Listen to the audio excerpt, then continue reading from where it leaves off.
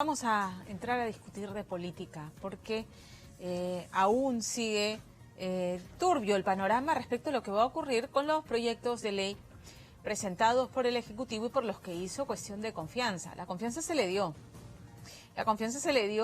Pero sin embargo la interpretación que ha hecho Salvador del Solar, el premier, antes de que se le fuera otorgada la interpretación que hace de esa confianza que se le otorgó finalmente, es que si alguno de los proyectos se aleja de la esencia que él describió el martes de la semana pasada, pues consideraban como una confianza no dada. Eso es inconstitucional, eso no existe.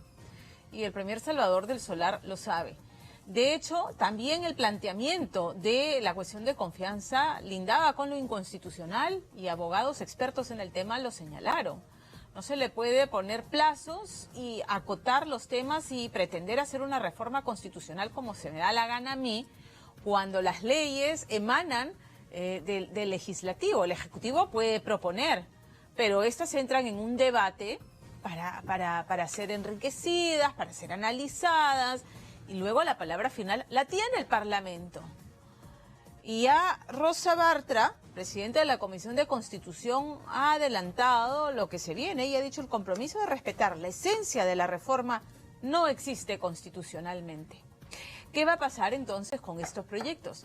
¿Qué va a pasar si hay un desencuentro entre lo que el Ejecutivo considera como esencia y lo que se apruebe finalmente en el Congreso de la República? Luis Benavente, analista político y director ejecutivo de Vox Populi, está con nosotros para hablar de este tema. Luis, ¿cómo estás? Bienvenido. Buenas tardes, Pamela. Yo creo que estamos en un momento que podría llamar que tiene una característica, es la esencia del inicio de un proyecto autoritario en el Perú. Creo que la imposición del Ejecutivo, del Gobierno, del Presidente del Consejo de Ministros, con argumentos tan abstractos como la esencia, pues... Es muy subjetivo. Pues si me regalan un perfume, yo diré eso es una esencia. Pero eso es algo vaporoso, eso no existe, ni constitucionalmente, ni políticamente, nada. Simplemente creo que es una clara demostración de las ganas que tiene el Ejecutivo de cerrar el Congreso, ¿no? Lo han confirmado, creo, ya en todos los idiomas. Ese deseo persiste, esa esencia no se va a poder cuantificar, no se va a poder medir de manera objetiva. Incluso anoche escuché al expresidente del Consejo de Ministros de Vizcarra, Villanueva, discrepar con algunos temas de los proyectos. Y es más, hay proyectos que claramente son inviables o son inconvenientes para el país, como pedir 280.000 votantes el día de primarias que deben ser abiertas. Eso también es un absurdo total, eso no tiene ni pies ni cabeza. Entonces, los proyectos en su esencia están confundidos, como la esencia del referendo también fue tramposa, Pamela, si hablamos claro. Preguntaron a las personas si están de acuerdo con esta ley por el tema de los partidos políticos, y la gente respondió que sí. Pero cuando tú le preguntas a una persona, el 90% te dice que están en contra del financiamiento del Estado a los partidos. Manipularon las cosas para que la gente vote contra sí misma. Y eso le dio, creo yo, una naturaleza desvirtuada al referendo, que es parte de este proyecto político que maneja Vizcarra. Entonces, él desde el 28 de julio del año pasado está en una carrera muy intensa por ganar popularidad. Luego el referendo se le acabó la tela para cortar. Ahora ha reiniciado agarrando un sparring que es el Congreso, que por cierto está desprestigiado, había cometido el grave error de blindar a Chávarri, etcétera, pero no es suficiente para bajárselo de ninguna manera, ¿no? Y a esto suma algo que esté en el ánimo mayoritario de los peruanos, que es una puntería de los venezolanos.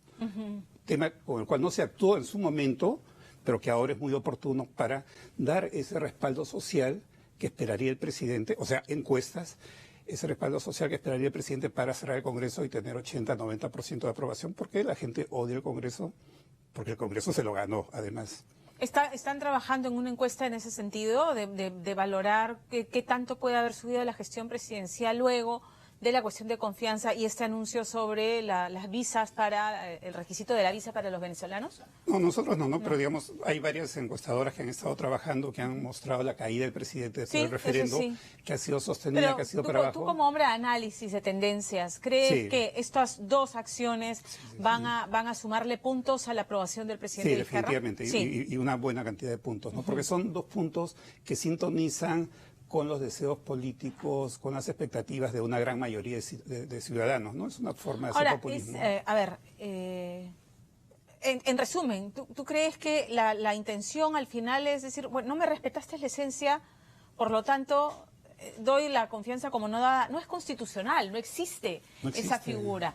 Mauricio Mulder nos explicaba la semana pasada que podría el ministro decir, hago cuestión de confianza por esta ley en particular que no la están aprobando como yo creo que debería ser, claro, y se va él a su casa, pero no es la crisis total del gabinete. El Ejecutivo tiene la opción de no refrendar una ley, devolverla, y el Congreso tiene la opción de aprobarla por insistencia. Ese es otro tema, no es el caso. Yo creo que la cuestión de confianza es además absurda en su esencia, ya que hablamos de esencia, porque yo puedo pedir confianza para una política pública, para un programa de gobierno, pero no puedo pedir confianza para algo que es competencia de otro poder del Estado, ¿no? Es como ahora, la forma en que fue aprobada la cuestión de confianza, lo he ido leyendo a propósito de esta situación en la que nos encontramos, es amplísima en el modo en que fue aprobada en la Constituyente del 93, el CCD, y que puede plantear cuestión de confianza por cualquier tema. Lo que sí entiendo es que no le puede exigir al Parlamento que se aprueben las leyes como él quiere, porque las leyes emanan finalmente de un debate en el seno del Congreso. Claro, hay una especie de capricho presidencial en este tema de popularidad, de ¿Le ves inicios? el ánimo a Martín Vizcarra de pasar al lado de los dictadores y de hacer una dictadura? O sea, de usar como caballito de batalla, las leyes no me las aprobaron como yo dije que era su esencia y por lo tanto voy a cerrar el Congreso. Es inconstitucional y se convertiría en un dictador si procede de esa manera. No es que vea en Vizcarra esa intención, ¿no? Es que veo indicios en su conducta política que conducen a eso. Por eso decía que estamos en un momento que es la esencia de un proyecto autoritario. Y es peligroso y hay que decirlo con todas sus letras, ¿no? Claro, el gobierno va a querer avanzar. El legislativo se va a defender hasta un punto, pero también hay toda una corriente de opinión, sobre todo de expertos constitucionales, que le han dicho no al presidente, que han cuestionado la cuestión de confianza, ¿no? Y que hoy en día también van a cuestionar cualquier matiz que se quiera poner para reprobar las leyes que saque el Congreso, que dicho sea de paso tiene tiempo hasta ese día sábado en que concluye la legislatura. Pero va a ser una legislatura ampliada, entiendo. O sea, ya Daniel Salaverry ha dicho que se va a ampliar por la urgencia y la trascendencia de hacer cambios constitucionales.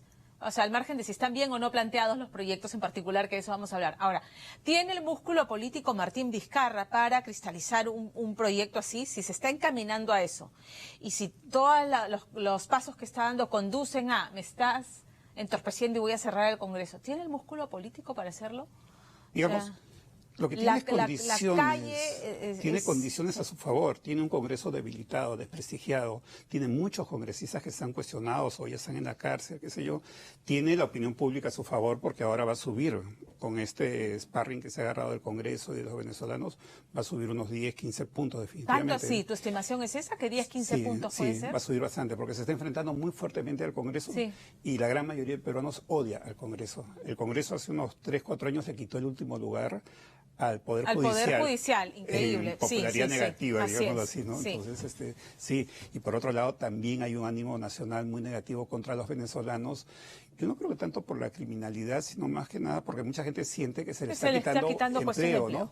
Pero es un país solo con 30% de empleo formal, 70% es informal. Aparte, hay un tema con Venezuela que nunca se ha aclarado. Yo estoy convencido que eso fue una negociación de Kuczynski con los americanos para abrirle la puerta de par en par a los venezolanos. Ningún país del mundo abre la puerta de par en par a una migración y con alfombra roja, ¿no? Ni Europa con los sirios pasó eso. Alemania lo que hizo fue combinar a varios países para repartirse cuotas de gente que salía desesperada de Siria, una situación tan complicada. ¿Qué elementos te hacen sospechar de eso brevemente? Nos estamos muchos. Uno, del tema, pero... el sentimiento proamericano de Kuczynski, pero más que nada eso, otra cosa, en esos días el Perú expulsó al embajador de Corea del Norte, hace 1 año y medio. ¿Y por qué teníamos que expulsar al embajador de Corea del Norte? Si el lío entre Corea del Norte y Estados Unidos era un teatro de operaciones totalmente externo a nosotros. Evidentemente para dar una muestra de simpatía al Departamento de Estado de los Estados Unidos. Y ese Departamento de Estado está viendo el tema de las migraciones. Todas las rutas de las migraciones en América Latina conducen a Estados Unidos, pero estas migraciones vinieron a Colombia y Perú. Y Estados Unidos tenía una política con Trump antimigratoria. Entonces, ¿qué iban a hacer? Impedir cerrar la frontera venezolana, no podían.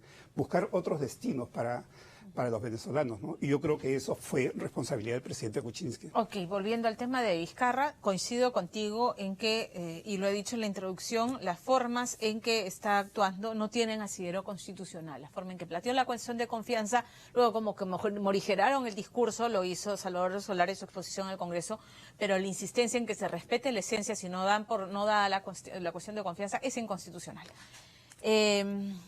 Veamos el otro lado. También has dicho pues que el Congreso ha actuado con una irresponsabilidad enorme, un Congreso que se ha ganado el desprestigio y que no nos representa, que no representa a quienes los llevaron a sus curules. ¿Qué debiera hacer ahora? Es un Congreso que en su momento tampoco ha dado la talla. No, es una vergüenza el Congreso, si queremos usar una palabra un poco más dura. Yo creo que el gran problema es que tampoco hay diálogo, ni hay interés del diálogo. Creo que ambos sectores están cerrados en sus 13. El presidente no ha querido dialogar con el Congreso. Está haciendo política de trinchera. Sí, porque cuando el presidente anunció la cuestión de confianza hace 2, 3 miércoles, me acuerdo, y salió un mensaje de la Nación corto, compacto, muy dirigido, muy claro, no tuvo modales. ¿No? Creo que lo único que le faltó fue sacar una chaveta ahí al Congreso, ¿no? Fue grosero la manera como desprestigió al Congreso, habló tan mal del Congreso. Creo que si quieres sacar una ley tienes que convencer, tienes que vender, tienes que negociar, tienes que buscar consenso, no pechar, no irse a la mesa de partes, entregar papeles. Pero ¿cómo buscar consenso con un Parlamento que, es cierto, fue muy duro, fustigó al Congreso con dureza,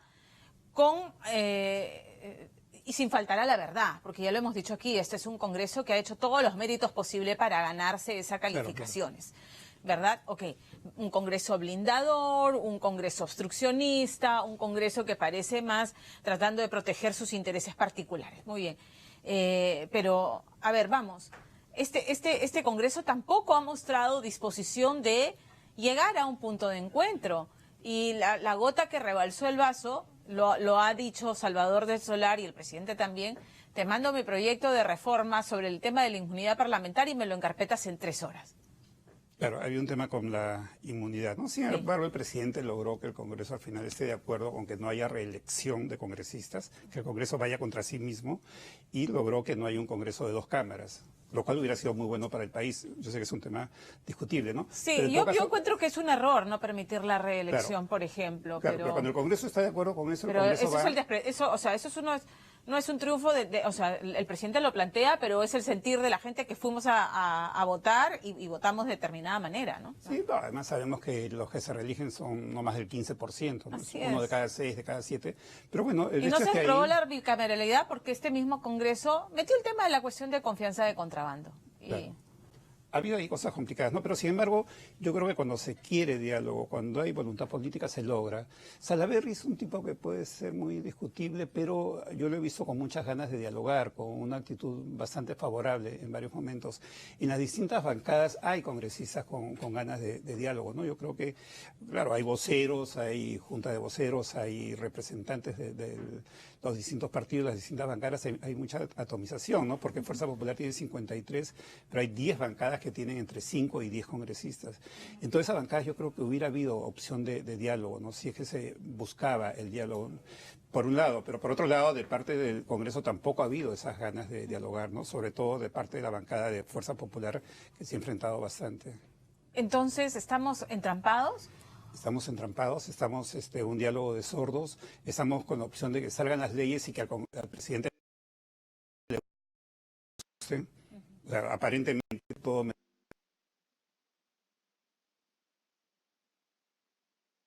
dice que si al presidente le gustan las leyes porque va con su esencia, pues no pasa nada y la cosa sigue adelante.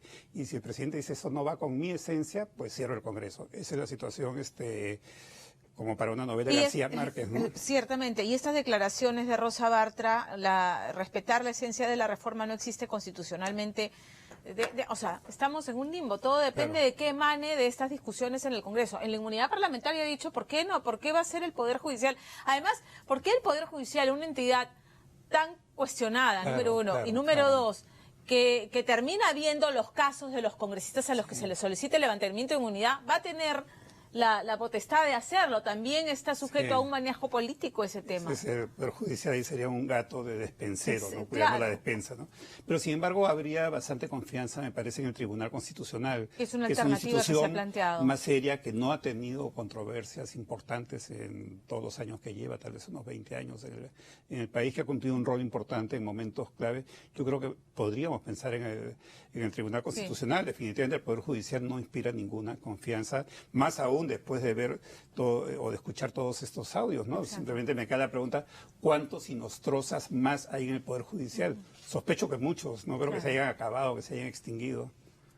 Bueno, volveremos a conversar seguramente en las semanas por venir, Luis, a ver si este diagnóstico que ha hecho, que es funesto, se cumple o no. Muchas gracias. Gracias, Pamela.